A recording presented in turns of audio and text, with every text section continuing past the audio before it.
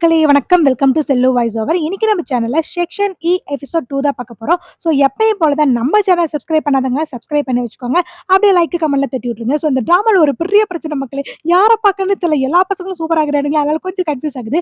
So last எபிசோட்ல நம்ம J இருக்கால, ஜேவும் சியான் 2 பேருமே கிளாஸ் ரூம் போயிருந்திருப்பாங்க. ஸோ போய் பார்த்தா எல்லாருமே எப்பயும் போல தான் இருப்பானுங்க. சரின்னு சொல்லிட்டு இவ உட்காந்து அவளோட கிளாஸ் எல்லாம் கவனிச்சுட்டு சரி எந்திரிக்கலாம்னு எந்திரிச்சா அவளோட சீட் வந்து அவளோட சேர்லயே ஒட்டிக்கும். அதாவது அவளோட கிளாத் வந்து நல்லா ஒட்டிக்கும். டேய் என்னடா பண்ணீங்க அப்படின்னு சொல்லி கேட்க, அதுவா ஒண்ணும் இல்ல கொஞ்சம் கம்மு போட்டோம் அப்படிங்கிற மாதிரி யூரியும் நம்ம கைஃபரும் சிரிக்க ஆரம்பிச்சிடுறானுங்க.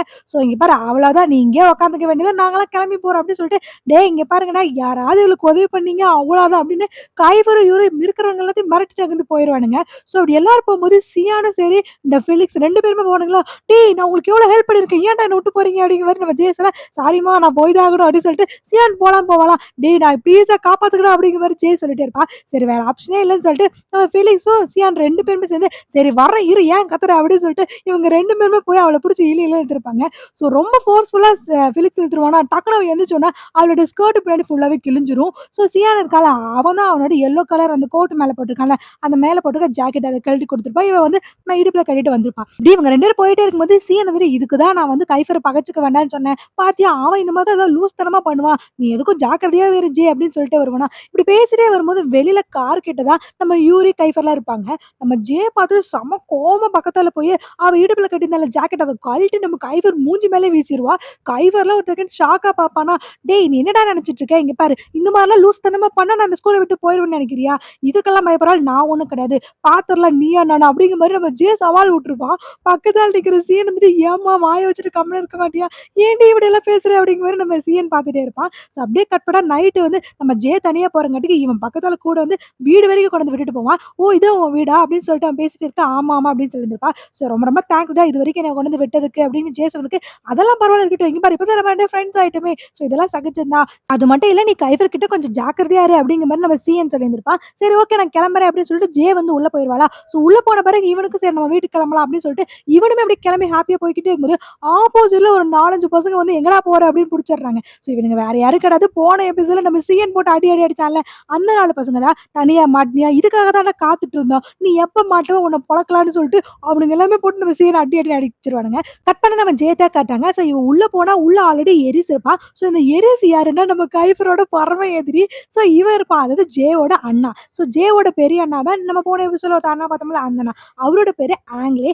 ஆங்கிலே அண்ணா வந்துட்டு நம்ம ஜே கிட்ட ஆமா என்னாச்சு, நீ எதுக்கு உன்னோட ஹிப்ல வந்து அந்த கிளாத்தை கட்டிட்டு வந்திருக்க, ஏதாவது ப்ராப்ளமா அப்படின்னு சொல்லி கேட்க, இல்ல ஆக்சுவலி ஸ்கூல்ல பசங்க கொஞ்சம் புள்ளி பண்ணாங்களா, அதனால தான் இந்த மாதிரி கட்டியிருக்கேன் அண்ணா அப்படிங்கிற மாதிரி நம்ம ஜே சொல்லியிருந்திருப்பான். இதை கேட்டு ஆங்கில வந்துட்டு டேய் இங்க பாரு அவளுக்கு இந்த மாதிரி பிரச்சனைலாம் வந்தா நீ தானே அவளை நல்லா பாத்துக்கணும், இங்க பாரு ஒழுங்கா நாளையில இருந்து கார்ல நீயே அவளை பிக்கப் ட்ராப் பண்ணி அவளை பத்திரமா பாத்துக்க வேண்டிய பொறுப்பு உன்னோடதுடா எரிஸ் அப்படிங்கிற மாதிரி நம்ம ஆங்கிலே வந்து எரிஸ் கிட்ட நீ தாண்டா அவளை பாத்துக்கணும் அப்படிங்கிற மாதிரி சொல்லிடுறாங்க.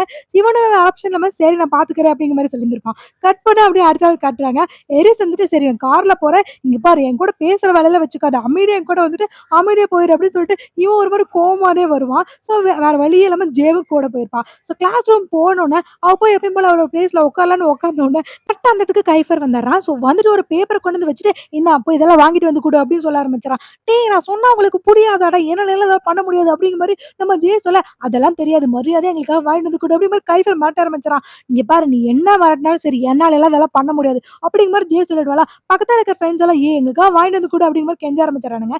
உன்னால இதை கூட பண்ண முடியாதா அப்படிங்கிற மாதிரி நம்ம கைஃபர் ஒரு மாதிரி கலாய்க்க ஆரம்பிச்சிடறான். இங்க என்னது என்னால பண்ண முடியாதா, என்னால பண்ண முடியாது எதுவுமே கிடையாது, நான் கண்டிப்பா இதெல்லாம் வாங்கிட்டு வந்து தரேன், ஆனா ஒண்ணு தெரிஞ்சுக்கோ நான் ஒண்ணு உனக்காக ஒண்ணு வாங்க போல, என் ஃப்ரெண்ட்ஸுக்காக இதெல்லாம் நான் வாங்கிட்டு வரேன், ஸோ என்னால இதை பண்ண முடியும்டா அப்படின்னு சொல்லிட்டு ஐயோ பாவம் கஷ்டப்பட்டு கை நிறைய ஸ்நாக்ஸ் எல்லாம் இருக்கும், ஒரு மாதிரி கொண்டு வரும்போது கையில இருக்கிற சில்லறை எல்லாமே கொட்டிடும், ஆனாலும் கண்டிப்பா இதை நம்ம செஞ்சே ஆகணும் அப்படின்னு சொல்லிட்டு டேய் இந்தாங்கடா கேட்டீங்களே அப்படின்னு சொல்லிட்டு கொண்டு வந்து டமால்னு வச்சுட்டு இதுதானே நீங்க கேட்டீங்க என்னால பண்ண முடியாதுன்னு நான் தான் பண்ணிட்டேன் பாரு அப்படின்னு சொல்லிட்டு அவள் ஸ்நாக்ஸ் கொண்டு வந்து வைப்பா, லஞ்ச் எல்லாம் கொண்டு வந்து. ஸோ இதை பார்க்குற கைஃபருக்கு ஒரு மாதிரி ஹாப்பியா இருக்கும். இவ போலான்னு போகும்போது டக்குனு ஃபிலிக்ஸ் வந்துட்டு அம்மா எங்க போற வா எங்க கூட சாப்பிடலாம் அப்படின்னு கூப்பிட ஆரம்பிச்சிடா.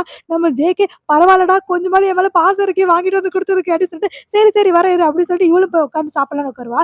இவ போய் உட்காந்த நேரம் நம்ம யூரி இருக்காள் அவன் டக்குன்னு பார்த்துட்டு இவ வந்து உட்காந்துருக்காளே அப்படின்னு சொன்னா இவன் டக்குன்னு கோவப்பட்டு யூரி அந்த இடத்துல இருந்து எந்திரிச்சு போயிருவான். ஸோ யூரி எதுக்கு போறான்னு தெரியல, என்ன பிரச்சனைன்னு தெரியல. ஸோ கிளாஸ் ரூம்ல உட்காந்துட்டு இருக்கும்போது அங்க ஒரு டீச்சர்ஸ் வந்து அதாவது இந்த வருஷம் அகாடமில சேர்ந்த ஸ்டூடெண்ட்ஸோட நேம் எல்லாம் எடுத்து வந்திருக்கேன், ஸோ அதெல்லாமே கரெக்டா இருக்கான்னு கொஞ்சம் செக் பண்ணிக்கோங்க சொல்லிட்டு அவங்க நேம் எல்லாம் தான் வாசிக்கிறாங்க. ஸோ நேம்னா நம்ம நேம் கூட ஃபேமிலி நேம் ஒண்ணு அட்டாச் ஆகி வரும்ல. ஸோ அந்த மாரி ஃபுல் நேம் படிக்கிறாங்களா. ஸோ அங்க இருக்க பசங்களுக்கெல்லாம் ஐயோ! இவங்களுக்கு வேற வேலையே இல்ல அப்படின்னு சொல்லிட்டு இவனுங்கலாம் பார்த்துட்டே இருப்பாங்க. ஸோ அந்த மேம் வந்து ஒவ்வொருத்தவங்களோட பேர் படிச்சுட்டே வரும்போது, நம்ம ஜேவோட பேர் படிக்கும்போது ஃபுல் நேமே படிப்பாங்களா. இவளும் இத நான் தான் அப்படின்னு சொல்லிட்டு அவ அமைதியா எந்திரிச்சு நிப்பாளா. ஸோ இப்படி அவ எந்திரிச்சு நிக்கிறத அங்க இருக்க எல்லா கிளாஸுமே ஒரு மாரி ரொம்ப ஷாக்கா பார்க்க ஆரம்பிச்சுடுறாங்க. ஆமா, ஏன் எல்லாரும் என்ன ஒரு மாரி பார்க்குறீங்க அப்படிங்கிற மாரி ஜேக்கு இருக்கும். கைஃபர் வந்துட்டு நீ எரிஸோட ரிலேஷனா அப்படின்னு சொல்லி கேட்பான். ஸோ இத கேட்டு ஜே வந்துட்டு ஆமா எரிஸ் வந்து என்னோட அண்ணா தான். அதனால என்ன அப்படின்னு சொல்லி இவ கேட்க ஆரம்பிச்சுருவா. ஸோ இத கேட்டவுடனே அந்த கிளாஸ்ல இருக்கிற மொத்த பேரும் செம ஷாக் ஆயிருவாங்க. நம்ம கைஃபருக்கும் சரி, யூரி எல்லாருமே ஒரு மாரி கோவப்பட ஆரம்பிச்சுறாங்க. இவளுக்கு ஒண்ணுமே புரியல. அதனால என்ன இருக்கு? நான் எரிஸோட தங்கச்சி அது என்ன பிரச்சனை? அப்படிங்கிற மாரி எதுக்கு எல்லாரும் என்ன பார்த்து ஒரு மாரி வியர்டா பண்றானுங்க அப்படிங்கிற மாரி இருக்கும். நம்ம கைஃபரும் யூரி மாத்தி மாத்தி பார்த்துக்கிறானுங்க. ஸோ கொஞ்ச நேரம் ஆகுது. ஆனா எல்லாருமே ஒரு மாரி திரு திரு முழிக்க ஆரம்பிச்சுறாங்க. நமக்கு ஜேக்கெல்லாம் ஒண்ணுமே புரியல. நான் எதுவுமே தப்பு பண்ணலையாடா? எரிஸோட தங்கச்சினா என்னடா பிரச்சனை? அப்படிங்கிற மாரி அவளுக்கு ஒரு மாரி திரு திரு முழிக்க ஆரம்பிச்சுருவா. கிளாஸ் முடிச்சுட்டு எல்லாரும் போம்போது கூட ஜே கூட யாருமே பேச தயாரா இருக்க மாட்டாங்க. ஃபிலிக்ஸுமே கண்டுக்கவே மாட்டான். ஜேக்கெல்லாம் குழம்பிருது. என்னடா தப்பு பண்ணேன் நானு? எதுக்கு எல்லாரும் என் கூட பேச மாட்டேங்கிறீங்க அப்படின்னு சொல்லிட்டு இவளும் போய் வாரண்டியா பேசி பார்க்குறா. ஆனா எவனுமே பேசுற மாரி தெரியல. இவளுக்கே புரியல. நான் எரிஸோட தங்கச்சி தான் என்ன பிரச்சனை அப்படின்னு இவ ஒரு மாரி குழம்பி போய் நிப்பா. ஸோ அப்படியே கட் பண்ணா பசங்கலாம் சேர்ந்துட்டு நெட்ல போய் ஜேவ பத்தி ஃபுல் டீடைல் எடுக்க ஆரம்பிக்கிறாங்க. ஸோ அதுல ஃபுல்லா பார்க்கறதுல ஜேவ பத்தி ஒரு இன்ஃபர்மேஷன் என்ன கிடைக்குதுன்னா, இதுக்கு முன்னாடி படிச்ச ஸ்கூல்ல அவ ஒரு சின்ன ரவுடியா தான் இருந்திருக்கா. ஸோ ஏதோ ஒரு பொண்ணு ரொம்ப எதிர்த்து பேசுங்காட்டிக்கு பென்சில வச்சு அந்த பொண்ணு கையவே குத்தியிருக்கா அப்படிங்கிற ஒரு நியூஸ் கிடைக்குது. இத பார்த்துட்டு ஓ! இவ்ளோ பெரிய ஆளா அப்படிங்கிற மாரி நம்ம கைஃபர் யோசிச்சுட்டு இருப்பான். ஸோ இத பார்க்குற யூரி இருந்துட்டு அதனால தான் அவ உனக்கே தண்ணி காட்டியிருக்கா அப்படிங்கிற மாரி இவன் சிரிக்க ஆரம்பிச்சுருவான். அதையும் தான் நானும் பார்க்குறேன். இங்க பாரு என்னதான் இருந்தாலும் என்கிட்டலாம் வேலையாகாது. கண்டிப்பா அவ என்கிட்ட அடி தான் வாங்க போறா அப்படிங்கிற மாரி கைஃபர் பேசிட்டே இருப்பா. சரி வேற என்னென்ன தெரியுதுன்னு பாருடா அப்படிங்கிற மாரி அவங்க கிட்ட சொல்லி பார்த்துக்கிட்டே இருப்பாங்க. ஸோ வேற என்னென்ன ஜேவ பத்தி இன்ஃபர்மேஷன் எடுக்க முடியுமோ அதில எடுத்துட்டே இருப்பாங்க. கரெக்ட்டா அந்த நேரம் பார்த்து அங்கருந்து குடுகுடுன்னு ஒரு பையன் ஓடியார்றான். ஓடியாந்து இந்த மாரி நான் ஜேவ பத்தி ஒரு புதுசா ஒரு விஷயம் கேட்டுருக்கேன். அதாவது ஜே வந்து எரிஸோட தங்கச்சி தான். பட் ஆனா ஜேக்கு வந்து அவங்க அப்பா வந்து இவ பொறந்த கொஞ்ச நாள்ல விட்டுட்டு போயிட்டாங்களாமா. ஸோ அது மட்டும் இல்ல, அவங்க அம்மாவுமே இவள விட்டுட்டு வேற யாரோ ஒருத்தர கல்யாணம் பண்ணிட்டு அவருமே போய் செட்டில் ஆயிட்டாங்களாமா. ஸோ இவ தனியா பாட்டி வீட்ல தான் வளர்ந்து வந்திருக்கா. கொஞ்சம் குறும்புக்கார பொண்ணு தான். அதனால தான் இப்ப படிக்கிறதுக்காக தான் அவங்க அங்கிள், ஆன்டி அதாவது அரிஸோட அம்மா வீட்ல வந்து அவ ஸ்டே பண்ணி இங்க வந்திருக்கா அப்படிங்கிற மாரி அவளோட ஃபுல் ஹிஸ்டரி எடுத்துட்டு வந்து அவன் போட்டு உடைச்சர்றான். கேட்ட ஃப்ரெண்ட்ஸ் எல்லாம் வந்துட்டு என்னடா பண்ணலாம் அப்படிங்கிற மாரி நம்ம கைஃபர பார்க்குறாங்க. கைஃபர் வந்துட்டு என்னதான் இருந்தாலும் அவன் எரிஸோட தங்கச்சி ஞாபகம் வச்சுக்கோங்க அப்படிங்கிற மாரி சொல்லுவான். அது புரியுதுடா. ஆனா அவ வந்து ஜஸ்ட் தங்கச்சி கிடையாது. அவ வந்து தங்கியிருக்கா அவ்வளோதான் அப்படிங்கிற மாரி அந்த பையன் சொல்லுவானா, அதெல்லாம் தெரியாது. இங்க பாரு என்னதான் இருந்தாலும் அவன் எரிஸோட தங்கச்சி நல்லா ஞாபகம் வச்சுக்கோங்க. எரிஸ நம்மளோட எதிரி அதையும் மறந்துறாதீங்க அப்படிங்கிற மாரி கைஃபர் ஒரு மாரி அடிச்சு பேச ஆரம்பிச்சுறான். ஆக்சுவலி கைஃபருக்கும் எரிஸ்க்கும் சுத்தமா ஆகவே ஆகாது. இப்படி சொல்றது நம்ம ஏ கிளாஸ், பி கிளாஸ்ன்னு அடிச்சுக்குவாங்கல்ல அந்த மாரி. இந்த செக்ஷன் ஈக்கும் அவன் வந்து செக்ஷன் ஏ. அவங்க 2 பேத்துக்கும் சுத்தமா ஆகாது. ஸோ அதனால யாருமே ஜே கூட பேசாதீங்கன்னு சொல்லிடுவான். ஜேக்கு சுத்தமா புரியாது. எதுக்கு எல்லாரும் என்ன அவாய்ட் பண்றாங்கன்னு அவளும் தொரத்தி தொரத்தி ஒவ்வொரு டைம் பேச ட்ரை பண்ணுவா. ஆனா யாரும் பேச மாட்டாங்க. ஒரு டைம்ல உள்ள வச்சு அடிச்சுட்டு போயிருவாங்களா, இவள கிளீன் பண்ண விட்டுட்டு எல்லாரும் போயிருவாங்க. ஸோ இவளும் வேற ஆப்ஷன் இல்லாம எடுத்து கிளீன் பண்ணிட்டே இருக்க. உள்ள வந்த நம்ம கைஃபரும் பயங்கர கோவத்தோட வந்து டஸ்ட்பின்ல இருக்கிற குப்பையில எடுத்து தப்பு தப்புன்னு கொட்ட ஆரம்பிச்சுறான். டேய் அறிவு இருக்கா இல்லையாடா? நான் இப்பதானே கஷ்டப்பட்டு கிளீன் பண்ணேன். இப்படி லூஸ்தனமா பண்ற. உனக்கு மட்டும் பண்ணல. எனக்கு பண்ண தெரியும் அப்படின்னு சொல்லிட்டு இவ என்ன பண்ணுவா, இவளும் போய் ஒரு குப்பையில எடுத்துட்டு வந்து தப்பு தப்புன்னு கொட்ட ஆரம்பிச்சுருவா. எங்க நீ மட்டும் தான் பண்ணுவேன்னு நினைக்கிறேன். எனக்கு பண்ண தெரியும் அப்படின்னு சொல்லிட்டு இவ அங்க இருக்க டேபிள்ல உதைக்க ஆரம்பிச்சுறா. டேய் மரியாதை இல்ல கிளீன் பண்ணி கொடுங்க அப்படிங்கிற மாரி நம்ம ஜே சொல்லிட்டே இருக்கா. நான் எதுக்கு பண்ணணும்? என்னாலலாம் பண்ண முடியாது அப்படிங்கிற மாரி கைஃபர் சொல்லுவான். டேய் என்னது நீ தானே எல்லாத்தையும் கழிச்சு போட்ட மரியாதை எல்லாம் கிளீன் பண்ணு அப்படிங்கிற மாரி ஜே சொல்லிட்டே இருக்க. நான் ஒண்ணும் பண்ண மாட்டேன் அப்படிங்கிற மாரி நம்ம கைஃபர் சொல்லிட்டே இருப்பான். ஸோ இவரு தான் நடுவுல வந்து கூட்டிட்டு போய் டேய் கைஃபர் ஏன்டா இவ்வளவு கோவப்படுற? இங்க பாரு இது நல்லதுக்கே இல்ல. அது மட்டும் இல்ல கிளாஸ் பிரசிடென்ட் வேற வரப்போகுது. நீ இப்படி பண்ணா கண்டிப்பா யாரும் உனக்கு வோட் பண்ண மாட்டாங்க. ஸோ ஒழுங்கு மரியாதை நீ அவ கூட சேர்ந்து கிளீன் பண்ணு அப்படின்னு சொல்லிட்டு இவரு சொல்லிட்டு போயிருவான். ஸோ வேற வழியே இல்லாம கைஃபரும் ஜே 2 பேருமே சேர்ந்து அந்த ரூம் எல்லாம் கிளீன் பண்றாங்க. எதுக்கு இப்ப குப்பைய போட்டாங்க? எதுக்கு கிளீன் பண்றாங்கன்னே புரியல. கட் பண்ணா அப்படியே அடுத்த நாள் காட்டுறாங்க. நம்ம எரிஸ் கூட நம்ம ஜே கார்ல வந்துட்டே இருப்பாளா. ஸோ இப்படி வந்துட்டே இருக்கும்போது ஆப்போசிட்ல சீன் வந்திருப்பானா. சீனை பார்த்தோன்னா ஏய் நிறுத்து நிறுத்து நிறுத்து என் ஃப்ரெண்டு போறான் நான் அவன் கூட போறேன் அப்படிங்கும்போது ஏய் நான் கொண்டு போய் விட்டுறேன் அப்படின்னு சொல்லுவானே எரிஸ்.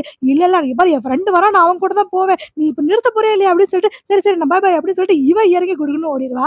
இவளை வச்சுக்கிட்டு அப்படிங்கிற மாதிரி எரிஸ்க்கு இருக்கும். ஸோ இவ குடுகுடுன்னு ஓடி போய் சிஎன் கிட்ட தான் போவான். சிஎன் கிட்ட போய் ஆமா ஏன்டா 2 நாளா வரல அப்படின்னு சொல்லி கேட்க ஆக்சுவலி நான் அன்னைக்கு உன்னை ட்ராப் பண்ணிட்டு போகும்போது 4, 5 பசங்க வந்து என்ன அடிச்சிட்டாங்க. ஸோ பயங்கரமா காயமெல்லாம் ஆயிடுச்சா. ஸோ அதான் வீட்டில் 2 நாள் பொறுமையா இருந்து அதெல்லாம் ஆத்திட்டு வந்திருக்கேன் அப்படிங்கிற மாதிரி நம்ம சிஎன் சொல்லுவா. சரி சரி நீ கொஞ்ச நாள் யார்கிட்டயும் சண்டை போடாம இரு. அப்பதான் இந்த பிரச்சனைக்கெல்லாம் நீ போக மாட்டே அப்படிங்கிற மாதிரி ஜேமும் சொல்லுவான். சரின்னு சொல்லிட்டு இப்படி வந்து இருக்கும்போது ஆமா நீ எரிஸோட தங்கச்சியா அப்படின்னு சொல்லி நம்ம சிஎன் கேட்பான். ஸோ இதை கேட்ட உடனே ஜே வந்துட்டு ஏன் ஏதாவது பிரச்சனையா நீ என் கூட பேச மாட்டியா அப்படிங்கிற மாதிரி கேட்பான். சேச்சே அப்பெல்லாம் கிடையாது நான் எப்பயுமே உன் கூட பேசுவேன். ஜஸ்ட் நான் உங்ககிட்ட கேட்டேன் அப்படிங்கிற மாதிரி சொல்லுவான். ஆமா நான் எரிஸோட தங்கச்சி தான், "என்னடா பிரச்சனை? யாருமே என்கிட்ட பேச மாட்டேங்கிறாங்க." அப்படிங்கிற மாரி கேட்டோனே, "அதுவா அது ஒரு பெரிய பிரச்சனை. அதாவது கைஃபர் லவ் பண்ணான்னு சொன்னேன்ல ஒரு பொண்ணு. அந்த பொண்ணோட பேரு எல்லா. ஸோ எல்லா கிஸ் பண்ண பையன் வேற யாரும் கிடையாது. நம்ம எரிஸ் தான்." அப்படின்னு சொல்லியிருப்பான். "என்னது எரிஸா?" அப்படிங்கிற மாரி இவளுக்கு ஷாக்கா இருந்திருக்கும். ஸோ அதாவது இவங்களுக்கு சண்டை எப்படி வந்துச்சுன்னா, கைஃபரோட ஆளு எல்லாவ எரிஸ் கரெக்ட் பண்ணிட்டான். அதனால தான் பெரிய தகராறா இருக்கு. ஸோ அதுலேருந்துமே செக்ஷன் ஈக்கும், செக்ஷன் ஏக்கும் ஆகவே ஆகாது. ஒரு பெரிய போர்க்களமா தான் இருக்கு. ஸோ அதனால தான் எல்லாருமே உன் கூட பேசாம இருக்காங்க. மத்தபடி வேற ஒண்ணும் இல்ல. நான் உன் கூட பேசுவேன். வா போலாம் அப்படின்னு சொல்லிட்டு சிஎன் வந்து கூட்டிட்டு போயிருவான். கிளாஸ் போய் பார்த்தா கிளாஸ்ல யாருமே இருக்க மாட்டாங்க. இன்னைக்கு வந்து கிளாஸ் பிரசிடென்ட்டோட எலக்ஷனாமா அப்படின்னு சொல்லியிருப்பாங்க. இவங்களும் போய் பார்த்தா நான் கூட ஏதோ நினைச்சேன். இந்த மாதிரி ஓட் பண்ணுவாங்களே அதுதான் எலக்ஷன். அதெல்லாம் ஒண்ணும் கிடையாது. 2 பேத்த வெறித்தனமா அடிக்க விட்டு எவன் ஜெயிக்கிறானோ அவன் தான் கிளாஸ் பிரசிடென்ட்டாமா. ஒரு பக்கம் நம்ம பழைய பிரசிடென்ட் கைஃபர், இன்னொரு பக்கம் டேவிட்னு ஒருத்தன். இவனோட பேரு டேவிட் ஞாபகம் வச்சுக்கோங்க. ஸோ டேவிட் 2 பேருமே ஃபைட் ஆகறதுக்கு தயாராகுறாங்க. ஸோ நடுவுல அங்க இருக்க எல்லாருமே சீர் அப் பண்றாங்க. கமான் மச்சான் கமான் அடி அப்படின்னு சொல்லிட்டு எல்லாருமே அது மாதிரி என்கரேஜ் பண்ண ஆரம்பிச்சாங்க. ஸோ நடுவுல ஒருத்தர் வந்து, "இங்க பாரு யார் ஜெயிக்கிறீங்களோ அவங்க தான் கிளாஸ் பிரசிடென்ட்" அப்படின்னு ஸ்டார்ட் பண்ணி வைக்கிறாங்க கேம். இந்த WWE மேட்ச் இருக்கும்ல அந்த மாதிரி ஸ்கூல் எலெக்ஷன் இருக்கு. சரின்னு சொல்லிட்டு கைஃபரும் டேவிட்டும் பயங்கரமா சண்டை போடுறானுங்க. ஸோ ஒரு கட்டத்துல கைஃபரும் நல்லா அடி வாங்குறான் டேவிட் கிட்ட. ஸோ மாத்தி மாத்தி திருப்பி திருப்பி அடிச்சுக்கிறானுங்க. ஸோ இத பாக்குறதுக்கு எப்படி சொல்றது, இப்படி எல்லாமா எலெக்ஷன் வைப்பீங்க அப்படிங்கிற மாதிரி எனக்கு இருந்துச்சு. ஸோ கைஃபரும் ரொம்ப அடிக்க ஆரம்பிச்சான் டேவிட்ட. ஸோ அடிச்சுட்டே இருக்க ஒரு கட்டத்துல கைஃபர் நல்லா அடி வாங்க ஆரம்பிச்சிருவானா. ஸோ மச்சான் விட்றாதடா அப்படின்னு சொல்லி எல்லாம் கத்த ஆரம்பிச்சிடுறாங்க. ஸோ கைஃபருக்கு ஒரு மாதிரி வெறியாய் போட்டு டேவிட்ட போட்டு பொல பொலன்னு பொழக்க ஆரம்பிச்சிடறான். அந்த போட்டியில நம்ம கைஃபர் தான் வின் பண்ணியிருப்பான். ஸோ சுத்தி இருக்கவங்க எல்லாம் சூப்பரா சூப்பரான்னு கத்த ஆரம்பிச்சிடறாங்க. ஸோ திருப்பியுமே கைஃபர் தான் நம்ம கிளாஸ் பிரசிடென்ட் ஆகுறான். ஸோ எல்லாருமே பயங்கரமா என்ஜாய் பண்ண ஆரம்பிச்சிடறாங்க. நம்ம சிஎன் முதற்கொண்டு போய் எல்லாரும் அவனை கைஃபரை தூக்கி பயங்கரமா கொண்டாட ஆரம்பிச்சிடறாங்க. ஸோ ஒரே ஆளு நம்ம ஜே மட்டும் தான், "என்னடா இது லூசுத்தனமா இருக்கு" அப்படிங்கிற மாதிரி பார்த்துட்டு இருப்பா. ஸோ இவதான் குடுகுடுன்னு ஓடி போய், "டேவிட்டுக்கு ஏதாவது ஆச்சா, அவனுக்கு ஏதாவது அடிபட்டுருச்சான்னு" சொல்லிட்டு, "ஏய் என்னடா இப்படி பண்ணி வச்சிருக்கீங்க" அப்படின்னு சொல்லிட்டு இவ தான் ஹாஸ்பிட்டல் கூட்டு போயிருந்திருப்பா.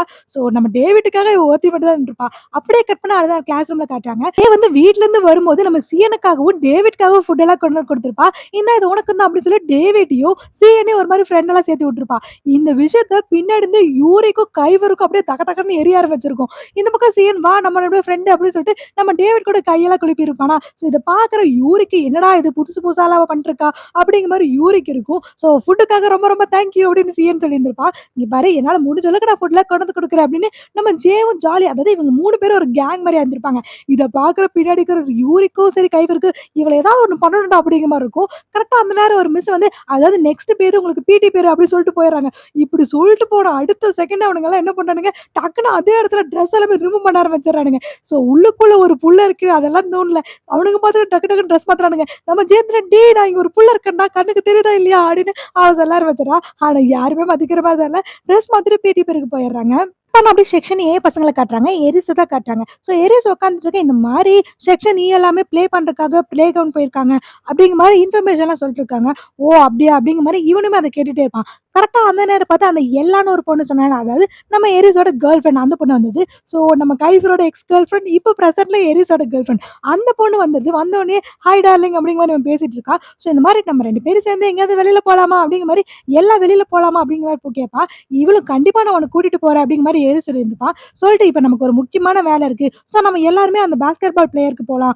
ஏன்னா என் அண்ணாக்கு நான் ப்ராமிஸ் பண்ணியிருக்கேன். நான் ஜேவ ரொம்ப நல்லா பத்திரமா பார்த்துக்கணும். அவளுக்கு ஏதாவது ஆச்சு அவ்வளோதான், என் அண்ணா என்ன தொலைச்சு கட்டிடுவான். ஸோ நம்ம எல்லாருமே போய் நம்ம ஜேவ பார்த்துக்கணும்" அப்படின்னு சொல்லிட்டு இவன் அவன் ஃப்ரெண்ட்ஸ் எல்லாம் கூட்டிட்டு அந்த ஸ்டேடியமுக்கு போயிடறான். ஸோ அங்கதான் இவங்க எல்லாமே பாஸ்கெட் பால் விளையாண்டுருக்காங்க. இவன் போனவன் கம்முனு இல்லாம எல்லா பக்கத்துல பக்கத்துல உட்கார வச்சுட்டு கடத்திலே கிஸ் பண்ணிட்டு நம்ம கைஃபர் இருக்கான் அவனும் பயங்கரமா வெறுப்பேத்திட்டு இருக்கான். சும்மாவே கைஃபருக்கு கோவம் சூப்பரா வரும். ஸோ இப்படி வேற வெறுப்பேத்துறானோ, ரொம்ப டைட்டா ஹக் பண்ணி உட்காருது எல்லாம் அப்படின்னுலாம் எரேஸ் பண்ணிட்டே இருக்கு. இதை பார்த்து அவனுக்கு ரொம்ப டென்ஷன் ஆக ஆரம்பிச்சிருது. அந்த கோவத்தெல்லாம் அப்படியே தூக்கிட்டு என்ன பண்றதுன்னு தெரியாம ஜே தான் இருக்கிற ஒரே ஆப்ஷன், வேற ஆளே இல்ல. ஸோ இந்த மாதிரி, "ஜே இங்க பாரு, உனக்காக நாங்க பாஸ்கெட் பால் தூக்கி போடுறோம், நீ அதை கேட்ச் பண்ணு" அப்படின்னு சொல்லிட்டு, "இந்தா புடி" அப்படின்னு சொல்லிட்டு பால் அவன் த்ரோ பண்ண ஆரம்பிக்கிறான். ஸோ இவளுமே ஒரு 2, 3 பால் பிடிக்கிறா. எல்லாருமே மாத்தி மாத்தி வீச ஆரம்பிக்கிறானுங்க. இவளும் முடிஞ்ச அளவுக்கு எல்லாத்தையும் பார்த்துட்டே பிடிச்சிட்டே இருக்கா. ஒரு கட்டத்துல கைஃபருக்கு செம்ம கோவம் வந்து ஒரு பால் எடுத்து அடிப்பான் பாரு. அது கரெக்டா நம்ம ஜேவோட போய் மூக்குலயே விழுகுது. அவ்வளவுதான், மூக்கு கிராக் ஆகி ரத்தம் பொல பொலன்னு வர ஆரம்பிச்சிருது. இவ அப்படியே தொம்முனு கீழே விழுந்துருவா. ஸோ சுத்தி இருக்கவங்க எல்லாம் என்னாச்சு பார்த்துட்டு இருக்க, இவ ரத்த கையோட அப்படியே பார்த்துட்டு இருக்கா. ஸோ அதோட இந்த எபிசோட் முடியுது. இந்த மாதிரி ஒரு கோவக்கார கைஃபரை வச்சுட்டு எப்படி இந்த டிராமா போகுதுன்னு எனக்கு தெரியல. ஸோ இந்த டிராமால நிறைய ஃபீமேல் கேரக்டர் வரும். ஸோ நிறைய அழகழகான பசங்களும் வருவானுங்க. பேரும் புதுசு புதுசா வரும். ஸோ முடிஞ்ச அளவுக்கு எல்லாத்தோட பேரை கொஞ்சம் மெமரி பண்ணிக்கோங்க. ஓகேவா? ஸோ அடுத்த எபிசோட் நாளைக்கு பார்க்கலாம். Until then bye from Chella voice over. டாடா பை பை.